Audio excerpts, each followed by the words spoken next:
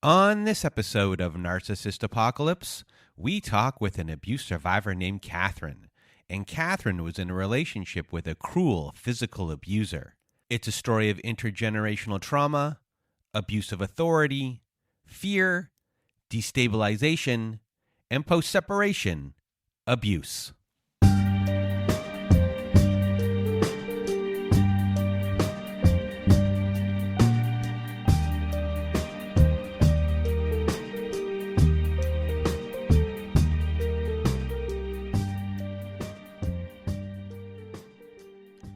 Welcome to Narcissist Apocalypse, everyone. I am Brandon Chadwick, and with me today we have Catherine. How are you? Good, how are you? I am doing well. Thank you for asking, and thank you for being here. And if you want to be a guest like Catherine is today, please go to our website at narcissistapocalypse.com. Click on the guest form button at the top of the page, and we will go from there. Also, join our newsletter and receive our free workbook from this episode and all future episodes. And you can find that as well at narcissistapocalypse.com. And we do have a content warning for today as we do graphically discuss physical abuse in this survivor story. So that is your content warning for today. And today you're going to hear Catherine's story. And Catherine went through quite a bit when she was younger. She got her life back on track after going through abuse and recovering from addiction, only for a fellow addiction counselor to push her into a relationship with that person's son. And that abuser was vouched for. And the love bombing here was strong. There was a very quick attachment.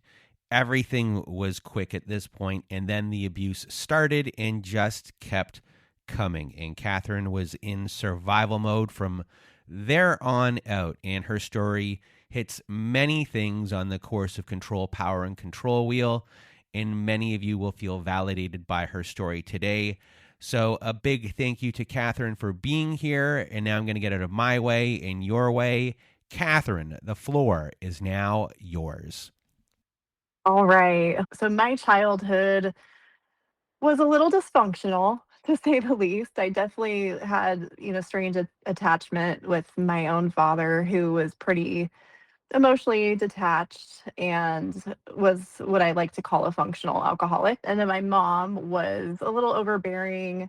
She kind of had her own trauma background. She grew up in an alcoholic home also. So it was just kind of really chaotic, and at times it did get violent. And there was kind of gaslighting that even went on in my own family, where things would happen and they would tell me later on that it didn't happen, and that I was being dramatic, or I was overreacting, or just kind of making me feel like it wasn't legitimate, even though it was. um, because they had a really hard time taking accountability for the things that they did. So when I was younger, for instance, my dad would get violent with me, especially if I said something to make him angry. I would end up getting hit. And then later on, my parents would say, "No, that didn't happen. You're being dramatic. This is all in your head. You were so loved growing up. Why would you say something like that?" And and later I forgave them, and forgiveness was for me, and I didn't demand an apology from them. So I did kind of deal with it in my own way later, but in that time period, it really made me feel like I was less than, and it made me feel like I had to be hyper vigilant. I had to be on the lookout for the next thing that was going to happen. It always felt like the other shoe was going to drop, is the best way to put it. So, I mean, at that point, I was definitely the quiet one. I really kept to myself. I was really shy. I didn't have a lot of friends. And then I started self medicating around 11. So I wound up addicted to substances and went down about 8 years of, really awful path that I eventually got myself out of.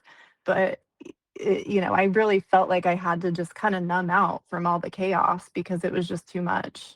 So I was pretty much a runaway from 12 on. I really didn't stay in my parents' house. They were missing flyers for me all the time. I just chose to not be there. So the abuse would happen when I was there, but it wasn't to the extent that, like, CPS was gonna come take me away. I was a little older, so, I didn't have, like, marks all over me. I was big enough to be, like, pushing my dad back and being like, "Get off of me." But yeah, I pretty much just took off from 12 on. So from 12 to 20, it was just like a downward spiral of addiction. I wound up getting into harder drugs like heroin when I was about 13. So I was always looking outside of myself for love. I didn't realize that the love was within me the whole time. So it was like constantly having to have substances or boyfriends or, a best friend that I was codependent with. I always was like leaning on other things instead of, I didn't have that internal strength that should have been instilled in me when I was a child. So I just looked outside of myself. There was no stability within. So I was homeless for a while. I got involved with this man named Jason. He was a little older than me. We got together when I was about 16, and that's when my heroin addiction got really, really bad. So yeah, we were homeless. I wound up like in and out of the hospital. I was in and out of detox centers, and then he eventually died of an overdose right after I got sober, one of the first times. So And I'm going to ask the question of like, how did that at that time, do you take that on yourself? Like, how do you feel about everything that's going on? You've gotten sober here. You've already lived a life. You've already lived two lives, or more. And you're only 20 years old. So, how do you feel about everything that has occurred right here? Having someone as well that you're in a relationship with or what were with, and they've now passed away. Like, how are you feeling about yourself moving forward? Like, you're 20. I don't even know if you've gone to any sort of school at all. So like, how are you feeling about like the future? And you're getting sober. My assumption is you went through like a 12-step type of program of some sort. So there's like the God aspect of everything, of like that belief of the higher power, but were you still not fully there yet? yeah, I mean, in early sobriety, because I lost my formative years. So in early sobriety, I didn't know who I was. When Jason passed and I found out that he passed, I did feel responsible somewhat. I'm like, if I could have just stayed and tried to help him get sober, if I could have, just done more. But so it didn't land in a healthy way, definitely. So I think I still struggled with those attachment issues where I really felt like I could have done something even though I obviously couldn't. So eventually you do meet the person that this story is about. So walk us through the initial meeting and the beginning parts of this relationship. Yeah, well, it was all bad. So I went through treatment, and while I was in treatment, I had a hypnotherapist, who I really looked up to, and we ended up working together. I ended up working at the same treatment center where I got sober. I only had like 5 months sober, but I basically begged them for a job and was like, "Look, this is it. I need to like have a path to attainment here." But they gave me a job as a residential tech, so that's where I started out.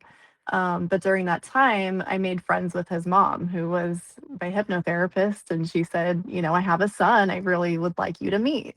So in a way, she kind of groomed me because she should have known better. Like she should have had therapeutic boundaries, and I didn't know what therapeutic boundaries were at the time because I was newly sober and newly working in treatment.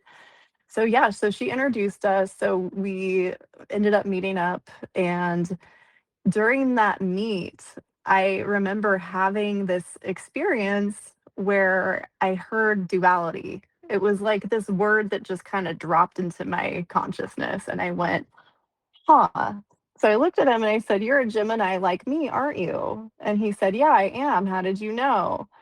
But looking back on that experience, I was picking up on his duplicitous nature because he ended up being somebody completely different than who I met. So yeah, it was an interesting meet. So he wanted to be seen as just kind of like a man's man. He's like, I play football and I ride stand-up jet skis, and he like framed himself as being very athletic and outgoing and having this like kind of manly man drive. And I'm like, great, because I was really active. I like to surf and snowboard, and so I was like, this is perfect. And so we really hit it off. And then, kind of as we started really getting to know one another, I kept getting little red flags, like little things that would be dropped that didn't seem quite right. One of the main ones was when he said he got sober on his own without treatment from meth. And I just thought that was really strange that he didn't go to any program, he didn't have a therapist, he just quit and he was all fine and framed himself as being like a grown up and he can do it all on his own. I just thought that was a little weird. So already here we have a really unique situation where this person's mom, who you trust, who is in a position of authority and is in a position of trust in the addiction space, the addiction industry, the first thing that they'll probably say to you is don't get into a relationship with anyone in your program. But here is this person who is actively putting you in a relationship or pushing you to a relationship with her son, who was an addict. And so they're doing something that they shouldn't, because they also know who their son is. Exactly. Yeah. So there's a huge violation there, but at the same time, this person is being vouched for, and it creates a triangulation right off of the bat, because this is someone you trust. This is someone you can go to for advice, or can at least be brought into a situation, even if it does or does not happen. They can be brought into a situation as someone to bounce something off of, to be against you. So it's a really bad situation to be put in from the beginning. And even though per se nothing bad has happened yet, it's just this setup is not good. So we know that he has a mom who introduced you, but does he have a dad? Does he have siblings? And what was his life like inside that home that you know of? Was there trauma that occurred, or was he kind of like a big shot kind of kid, like the captain of the football team type who never outgrew that personality? Well, so he told me there was trauma, and because he lied so much, I don't know if there's truth to it. Maybe there is some truth to it, but at the very start when I talked about my relationship with my dad and how things were so explosive, he immediately told me that his dad was abusive and had to be put on medication for bipolar because he attacked him and was really awful to him. But then there was also this other part of him that was materially indulged. Like he had anything a kid could want. His parents come from money and it was like he said that what would happen was his dad would like beat him up and then he would buy him like the best toy to make up for it. And so I really felt bad for him when we first started dating and thought, okay, like he's been through trauma too. So I definitely think that kind of deepened our trauma bond. And then as far as, your initial love bombing stage, what is he saying to you? Oh, what does he see in you? Like, how is that created at that point where you're like initially like, I'm attached to this person? Yeah, so I mean, just sharing his family background, saying like what he had overcome, like made me feel like there was this strength in him. Like he really painted himself as this like strong, you know, really driven person and was kind of telling me that about myself too. Like, oh, you're so strong, you got sober, you're working in treatment, you're doing so well. telling me things that made me feel good at first. It was like he wanted me to know I was like the most beautiful, called me a goddess, taking me out to dinners. It was like really over the top love bombing. And I had never experienced anything like that before. So it was really quick. I think within the first 3 months, he had a ring that he gave me and was like, we're going to get married. It wasn't even a proposal. It was like, I'm going to spend my life with you. Here, put this ring on. Like, that's kind of how it went down. And his mom applauded it, which was even stranger. So from there, I mean, 3 months in, we were engaged, and my parents were not happy, but they just kind of thought that it was gonna, stay that way, that we weren't actually gonna get married. So they just kind of went along with it. They were just glad I was sober at the time. So everyone just kind of stayed in their own lane for a while. But then a pattern started emerging, and it was just so like it was a slow and hostile takeover is what I like to say, because it wasn't all in my face all at once. It was like that image he created where he was, really active and doing all these things and, participant in life. He really just started backing away and giving me all of this responsibility. And then if I would say anything about it, he would get angry at me and say, that's not how it is, and kind of starting the gaslighting. And then it turned into, more insidious things like just lying about where he was, or, looking at things on his computer, talking to women online and lying about it. And I didn't really start catching him until we were like closer to getting married in some of those lies. But I didn't have like a lot of proof yet. I just had like little things that I'd see, not like full blown interactions, but I just had feelings. And I would say, like, I think you're talking to someone. And he's like, no, that's all in your head. So I didn't have physical proof yet. It wasn't until after we got married that I found proof that he was cheating on me. So yeah, there was a time when he was, saying that he goes and has drinks. And I'm like, okay, well, I don't drink. And he kept kind of pressuring me and just saying, like, I got sober on my own. I can have a drink like a grown up. Why can't you go have a drink like an adult? You're an adult. Like, what are you doing? And so I ended up going out with him and having drinks. And I, unintentionally blacked out because I was newly sober and shouldn't have been drinking. And they like threw up all over the entranceway to our place. It was a total nightmare. And then the very next day, instead of saying, "Oh, you're right, you shouldn't have had a drink," he totally shamed me. He was just like, "You're always gonna be a junkie. You're right. You can't drink like a normal person. You should probably just stay sober." And like just really made me feel like I was like a lower level life form. And in a way, it did like push me to want to stay sober, but it also just left me with this unshakable shame. And I always felt like I had to prove myself to him that I wasn't a junkie. But then there was another incident, and this kind of goes back into, when he was like backing away with responsibilities. And I went to him and said, "Look, I'd really like it if you can help with the dishes or help out a little more." And it got like really quiet that night. He just didn't say anything to me. And I knew kind of when that happened that he was like withholding love.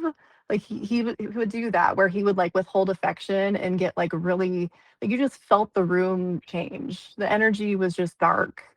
And then the next morning, after I got the silent treatment all night, I was doing my makeup, and he just started like digging into me and being like, "You're stuck up. You think the world revolves around you." And I just went into like, when I go into this like fight or flight, I go into like freeze. It's not like I don't fight, I don't leave, I just freeze. And when I did that, it made him more angry, and he knocked my makeup box out of my hands, and then he threw me up against the wall and started choking me. And then he retracted his hands really quick, and he was like, "Oh, like, what did I do? I'm so sorry," and was apologetic. And I started crying, and he just first was really apologetic. He tried to make it seem like he like didn't have control over himself. And then later he kind of twisted it to make it seem like I provoked him. And this was all over him just not helping me out around the house. That's what it started with, which was just so insane. So yeah, it was really unexpected, and then I kinda pacified it after a few days because he just kinda twisted it and made me feel like it was my fault, and I just I think because I grew up in so much dysfunction, I was able to just kinda brush it under the rug because I'm like, "Okay, people lose it. That's what they do. Men lose it." And I felt like I played a part in it by like, I knew logically that it wasn't my fault, but I think I had just been conditioned to take accountability for things that I didn't need to take accountability for. So it was really easy for me to fall into that pattern. So I did tell myself at the time, like, yeah, I probably like had a part in this because I nagged him or, I shouldn't have done that. But I kind of knew deep down, like there was that voice in the back of my head that was like, that doesn't seem quite right. If that makes sense. So we're still here within year one of this relationship. Things have moved super fast. And sometimes when things go super fast, you're unable to think about what is actually going on. And then if things are happening all the time, rapid fire things, the zone is being flooded here. So reprieves feel good and things can get swept under a rug. And you're used to the things getting swept under a rug. But already you have withholding, you have silent treatments, you have gaslighting in a myriad of different ways, all different types of gaslighting, from whereabouts to that's not what happened, you're misremembering things, stuff about your actual physical memory, and a lot of stuff that who knows what's going on in the background with him. There's a clear boundary violation when it comes to he's getting a addict to take a drink and he's like pushing it on you knowing that's not the right thing to do. It's pretty insidious to do something like that to someone who's an addict. Then facing the repercussions of what occurred, where I'm sure you do not feel great after that has occurred. He belittles you. He attacks your character. And then you go into a mode of listening to that belittling. There's a kernel of truth in there. And now you're in a mode of having to prove yourself. Physical abuse happens. He apologizes really quick. And then the whole gaslighting of that story. And you, based upon your psychology, how you grew up, plays a little bit of a role here. You're making excuses, and I'm not victim blaming you. It's understandable why you would, but he's very good here at like quickly apologizing and then kind of flipping things around for you to question things. And this is a lot for this amount of time.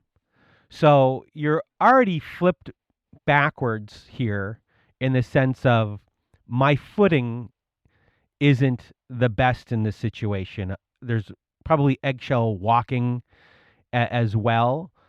And then you have his mom and everything. So there's a cognitive dissonance here of like, who is this person? So with all of that right here, this is like year one, not over yet. You're taking accountability. What other kind of things start to happen here? Because this is already a lot. Like coercive control has fully taken hold. Yeah. I mean, just little things too. I mean, anytime I would, try to like meditate or, practice my spiritual practice, he would make fun of me. He liked to mock me. So that was really hurtful. And I mean, he would even say bad things about his mom. He's like, you and her can believe what you want. Show me proof there's no God. I also sing, and, I would like sing while I'm doing dishes or, just like doing household stuff. And he would immediately like have to bring up somebody else in his family who does it. He couldn't like let me have anything that made me shine. It was always like a way to make me feel like I was less than. I used to think it was a way of trying to like bond with me, but it really was to take away anything that I had that was special about me. So he slowly eroded my sense of self, which, wasn't very much at the time anyways, because I was newly sober, but he slowly eroded my self-esteem to where I just felt like I was, constantly having to prove my worth to him. He had me isolated. He didn't want me to talk to my family. He said, "They're dysfunctional, don't talk to them," which, he did have a point, but they're still, my mom is definitely healthier than him, but that didn't make it right. But no, I mean, even friends of mine, he would say, "I don't want to hang out with your sober buddies because, they're a bad influence on you," which was so crazy.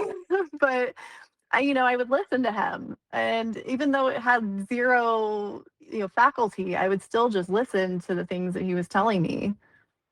Okay, so yeah, when we got married, right before we got married, he was love bombing me again. He was, making it seem like everything was fine, and I was convinced everything was great. And even like leading up to that, he called my parents to talk to them about it and was like just like a rabid hyena on the phone with them essentially, because they were like, "We don't approve. We don't think you're ready to marry our daughter." Um, they did not want to come to the wedding, and they didn't. But I mean, him and my dad got into it over the phone ahead of time, and so I just stopped talking to my parents. I was like, "You know what? I'm done with them then." And I chose to, just be with him. But he was again, love bombing, telling me I was his everything, kind of sweeping me off my feet. And so we ended up planning a wedding in Las Vegas.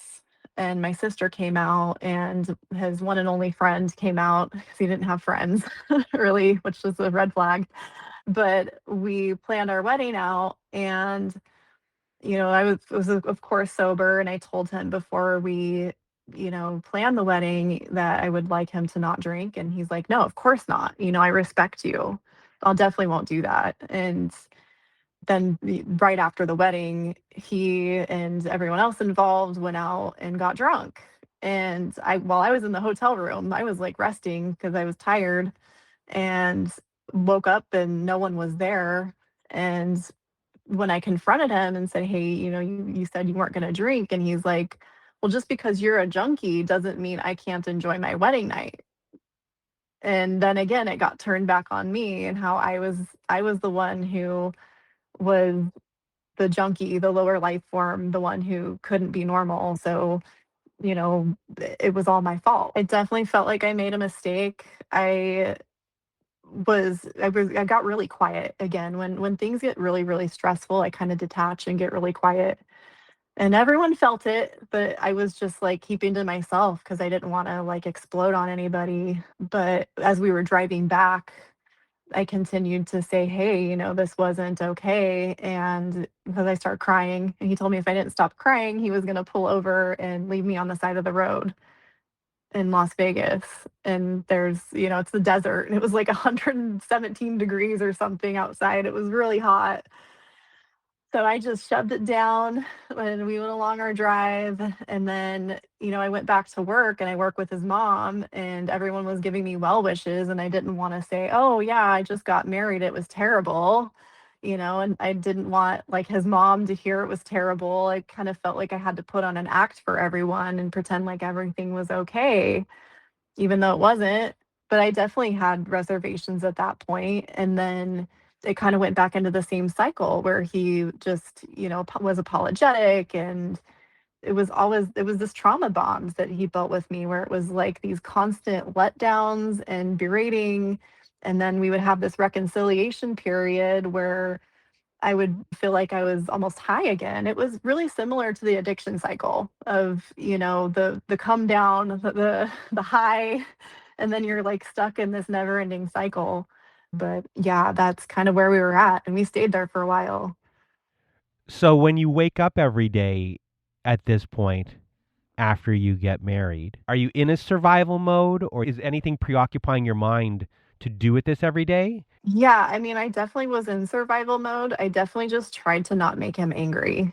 That's really where I was at. But I would also do things like because he would pick it the way I looked, he would say I was skinny fat or like, not in shape. So I would like diet and started exercising profusely. And, I felt like if I held myself to that standard, that would be good enough for him. And it was just so unhealthy. Like, even saying it now, I'm like, "Oh, why did I do that?" But that's just the cycle we were in, and I mean, there were times where, again, it was good. I mean, he had these stretches where it was good, and he was, you know, taking me out to dinners and telling me he loved me and making things romantic, and then it was a nosedive again. So it was just this constant cycle, and I just kept thinking if I could just get through the bad times, we can have those good times again. But over time, it just became less and less and less. And over time, he just kind of pulled away more and more and more. And it was a gradual thing, but when you're in it, you don't see it. It's like when you're in it, you have to like really step away and step back to see it all, you know? So he himself had a drug problem at one point. So he had a drug problem for a reason as well. And now listening to you while you're telling this story, he sounds like someone who needs his fix when he needs his fix. And that fix is needs to be instant kind of a gratification. My assumption would be, takes a lot of risks and might not always have the best thought process like when doing things. He's not thinking before he's doing things. He's just an amoeba of sorts. That's a good way to put it. Yeah, no, he constantly needed that validation, and I think that's where the cheating came in, and I just didn't understand the depth of it until I uncovered everything and was like, "What is this?" But that wasn't until we had a child. So that I mean, our son was a surprise. I wasn't planning on having a child, but he was a surprise, he was meant to be, and I was really scared when I found out because I knew how he was, and I had a lot of guilt about that, for a long time because I knew what he was. But I thought in my naivety that having a child would strengthen us somehow, which is a ridiculous thought. But, when I told him I was pregnant, he told me that it's my body, my choice, but he did say he was selfish and that he doesn't think that he could have a child. So he did openly admit that. Um, but then he called in his mom, and she, swooped in and was so excited and said, "You guys, you're gonna be great. This is gonna be good for him. He's gonna be a great dad. You're gonna be a great mom. You guys got this. We'll support you the whole way." And that kind of put me at ease. I was like, okay, maybe she has a point here. Maybe this is gonna be good. So yeah, I mean, we have a son. He's here.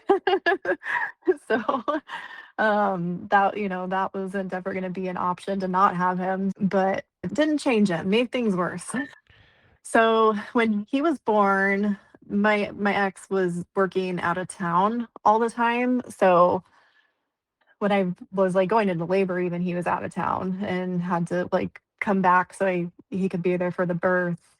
But once my son was born, I was on my own. I was doing everything by myself. I was real worn down because I was, doing it solo. And then 3 months, my son was 3 months old when I just started getting these like really bad gut feelings, and I was having dreams that he was cheating. And I knew something was going on because he was out of town all the time. So I had this little voice in the back of my head that said, "You need to go find his laptop."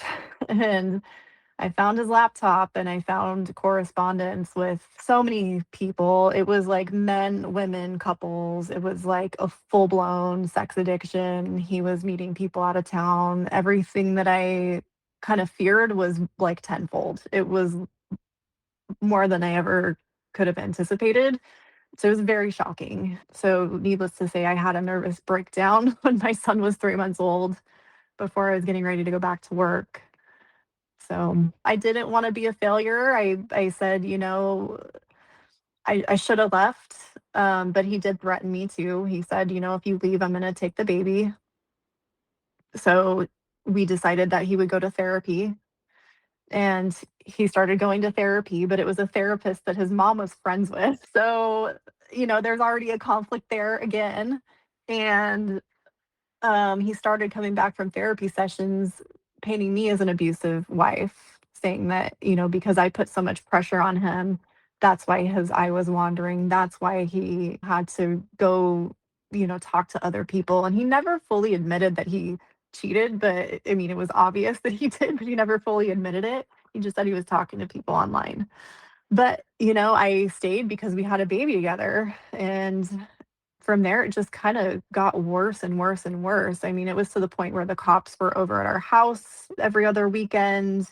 He, at one point, smashed a metal water bottle over my head, and I called the cops. And then when they got there, I didn't want my son's dad going to jail, so I lied and said he didn't do it. But also, too, his dad was friends with the chief of police where we lived. So it didn't really matter if I called or not. Like, they had so many ties to the community that it was like, it felt like I didn't have any protection there either. So that was another layer.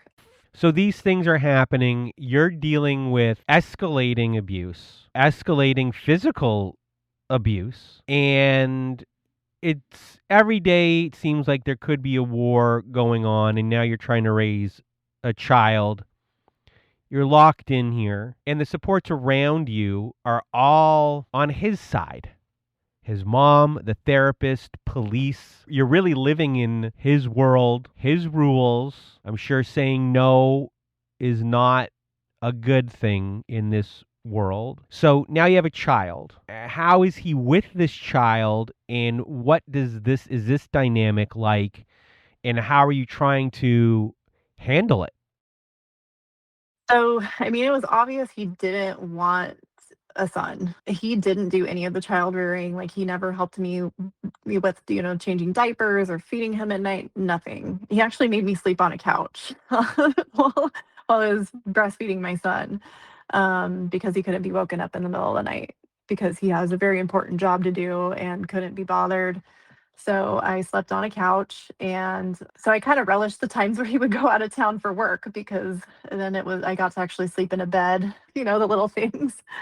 But it just escalated to the point where actually one time I ended up fighting back because this was after he cheated. I told him to leave, and I started actually throwing his clothes into the garden and said I was going to light them on fire because I just like went into, like I finally just broke down. And he came home and his dad was actually there. And I told his dad, I'm like, please, keep him away from me. I just want him to get his stuff and go. And his dad sat on our couch, didn't budge at all. And he went into the room and put his arms around me, but like I was like, get away from me, don't touch me. Like, he was grabbing me, holding me against my will. Then he slowly started taking me to the ground and putting his hand over my mouth, putting his arm over my neck and covering my airway. So I punched him because I was like, you're holding me against my will. And his dad didn't stop it at all. And then the cops came and he had like a little thing on his nose from where I hit him.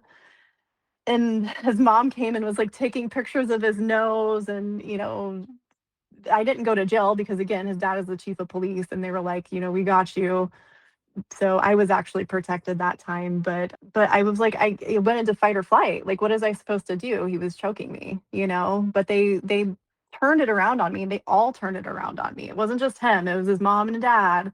Said, oh, she, has anger issues. So it was like I finally fought back, but it was my fault and I was the bad person. At the time, I was like, "Oh my gosh, I can't believe I did that."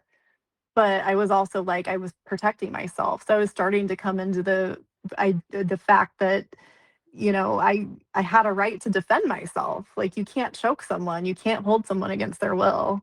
I think that was when I really realized that, yeah, I mean, when the cops were there, and it was like a very real moment where I'm like, "Oh my gosh, they're gonna end up taking our son.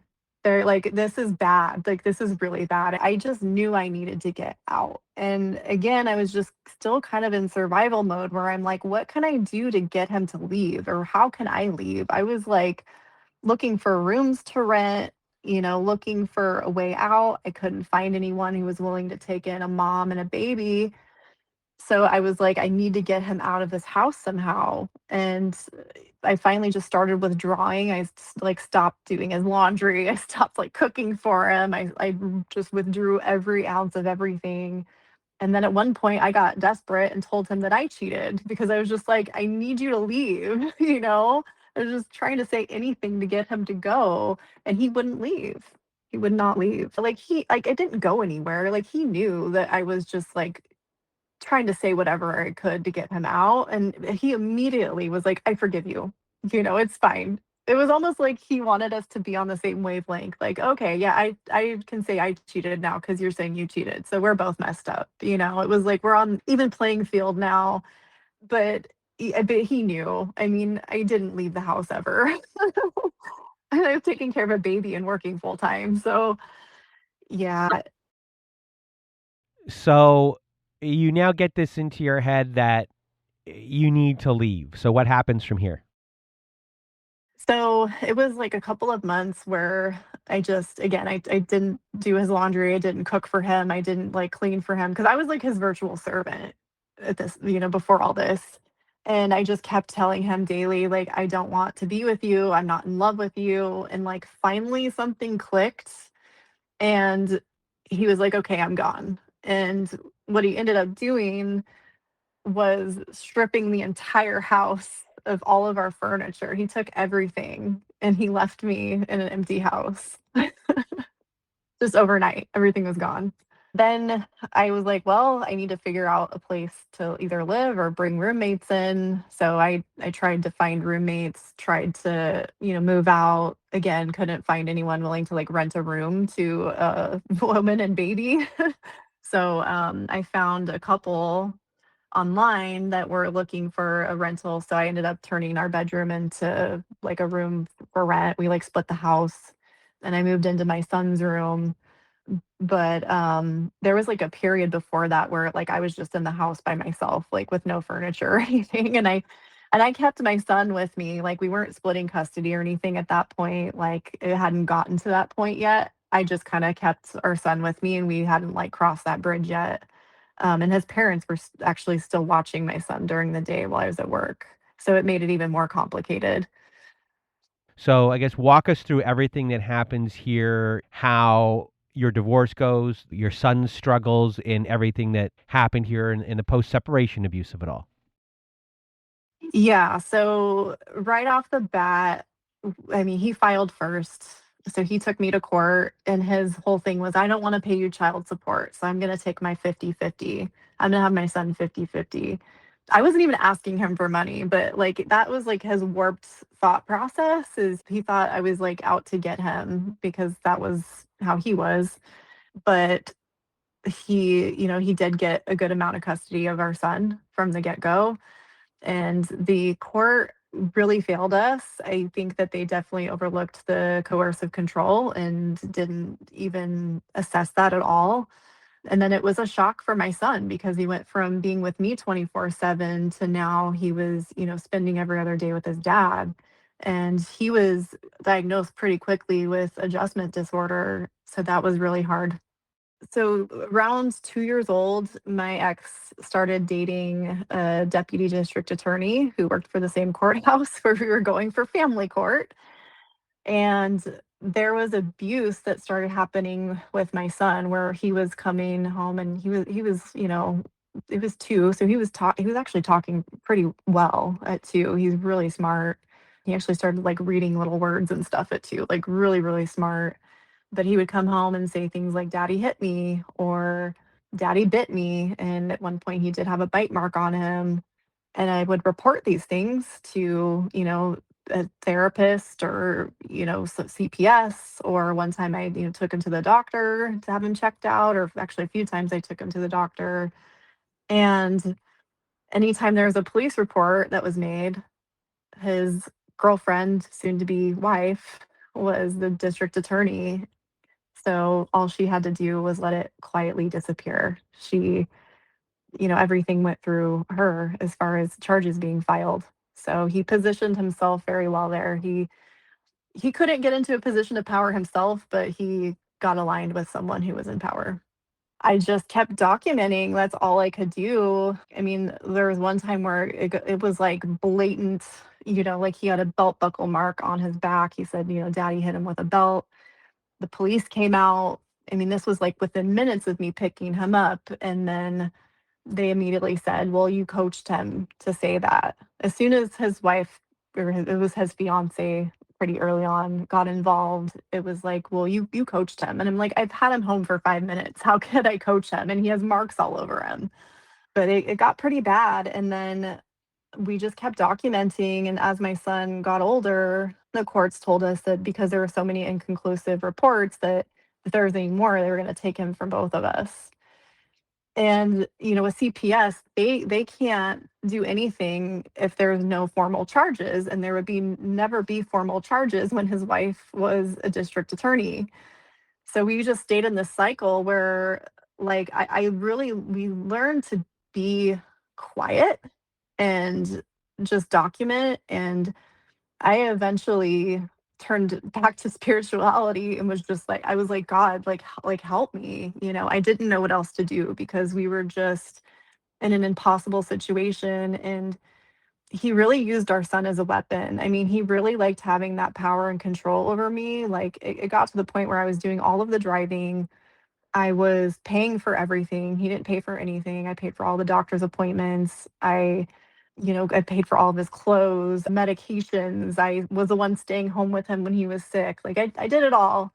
And I was working full time and going to school, and I did it all. And he really enjoyed watching me do it all. It's like he got enjoyment out of watching me suffer. And this went on for years. And I turned back to spirituality at a certain point because I was just so broken and desperate. And through that, I learned to handle him in a way, like through that and therapy, I learned to handle him in a different way. But my son was still struggling. And the physical abuse stopped at a certain point. But I think because my son was like older and like at that point could testify against his dad. And it was very like what he would do was very calculated. I mean, he would hurt him around like Christmas or like my birthday. It would be like specific holidays and dates that were supposed to be like of rejoice. And he did the same thing in our marriage. I mean, he would ruin Christmas. He would, ruin my birthday. It was the same thing. So it was the same pattern that he, did with our son, unfortunately. And how are you handling this yourself? Like, how are you taking care of your child through this? And is there like a mediator at all that's involved, or like a guardian ad litem, or is school involved in any way? So school got involved, but I protested. I was like, I want guardian ad litem. I want therapy. They did let him get a court appointed therapist that I paid for. And then it's a certain point we did a focused evaluation that was like inconclusive. Everything through the courts is inconclusive. Like, unless there's charges filed, which there never would be because of who his wife was, they were just going to look at it as, it's nothing, or that it's a high conflict is what they called it. It was kind of a catch-all phrase, which really traps the abused beside the abuser. It's really not okay, but that's how it was labeled. And we just had to deal with it. And I mean, there were points where I was like having nervous breakdowns and like breaking out in hives and like losing my hair and like just trying to survive and take care of my son. And thankfully he did have a really good therapist. And that was towards the end of all of this. That's really what saved us, is the therapist standing up for him. So I was like meditating, praying, like got super into my spiritual practice. At a certain point, I had this kind of synchronistic thing happen where I kind of knew when my son was gonna be free. So I'm again really tuned in. I knew it would be when he was 11, and his dad was turning 44, or he's 44, turning 45. So it was like this little window that was 1 month and 4 days. Interesting, and it was 11:44. So there's like some synchronistic things there. But anyways, so I knew he was going to be free during this time, and I just kind of held on to that hope. But what happened was I went to take him back to court to ask for a guardian ad litem because his therapist has actually written a letter saying she recommended it. She was like, "This is this is too high conflict. There needs to be a third party here." And his wife was actually, she went from DA to judge. So she's a criminal judge in the same courthouse now. And she went with him to the therapist's office, and they threatened and coerced the therapist and said, "You need to change your recommendation and you need to absolve him from being in therapy at all. And if you don't do that, we're going to have your license." And so the therapist actually reported his wife to the judicial board, and they started going like, maybe we should lay off of her, but they still fought a little bit.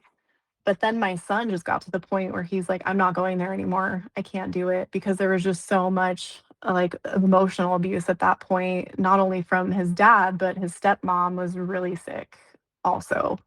So he just refused. And then he had the cops at my house, because my son refused. He locked himself in the room and was like, I'm not coming out.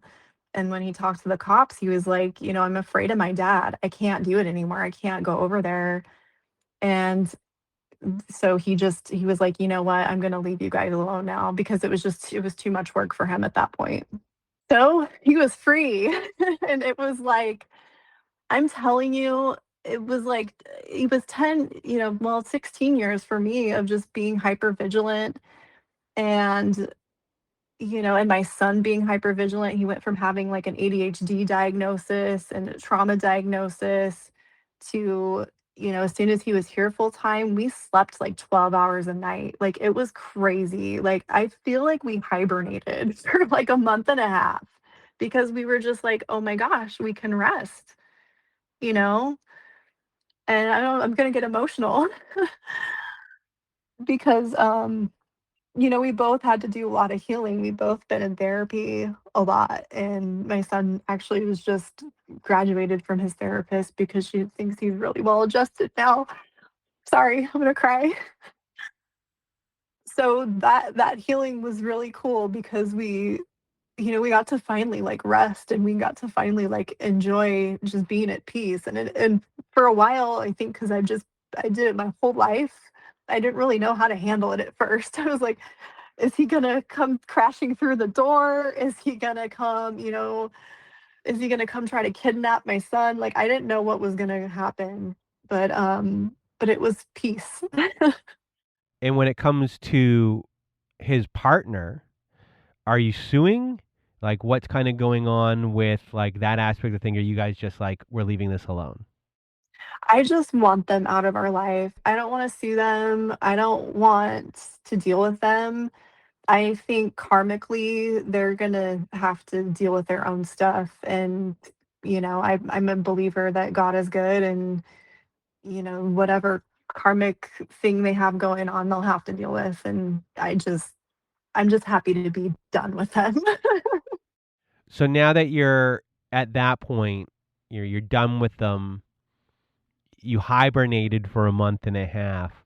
What did your healing process look like? Because it's not just healing this relationship specifically for you. You're kind of, you did go through the 12-step program, but you're still healing your whole entire life. So what does that entail? Like, what are you trying to still kind of figure out and deal with and forgive yourself for? And, what kind of habits did you have that you didn't like that you wanted to change a little? Like because you were surviving. Not all those survival coping mechanisms are going to work for you in the future. They worked for you in the past. Right. I mean, thankfully, like I picked up this spiritual path like while we were going through it. So like I'm an avid meditator and like, even though like I have my moments where I worry, I'm able to like now calm that part of me down. But I mean, even having those tools when we were going through this, it was really hard. It was like a daily battle to like not have an anxiety attack and to, not be hyper vigilant. So, I mean, definitely, I still have anxiety, but I'm able to manage it a lot better, knowing that things are okay now. Like for the first time ever, like they've been okay for like almost a year now. Wow. But it was a battle at first just to be like, things are okay and accept that. Like because you get conditioned to feel like the other shoe is going to drop. You get conditioned to things just being really out of control. And if you had any words of wisdom for everyone listening, what would they be? I mean, if anyone sees those red flags, like if something doesn't feel right, you're probably right. Like, go with your gut. And if you're already in it and you've either had a child with that person or you're married that person, definitely get out. Get out, get therapy. Even if you have to go through a custody split, document, make sure my situation was a little different. Documenting didn't do us much good because of who he married, but I think it would have if, we didn't have or if he didn't have the law on his side, it would have been a little different. But, document, make sure that you're, keeping your kids safe. Well, Catherine, I really want to thank you for being here today and sharing your story, validating everyone's experience. You know, you dealt with a lot of coercive control. There's everything I think on the coercive control list was here.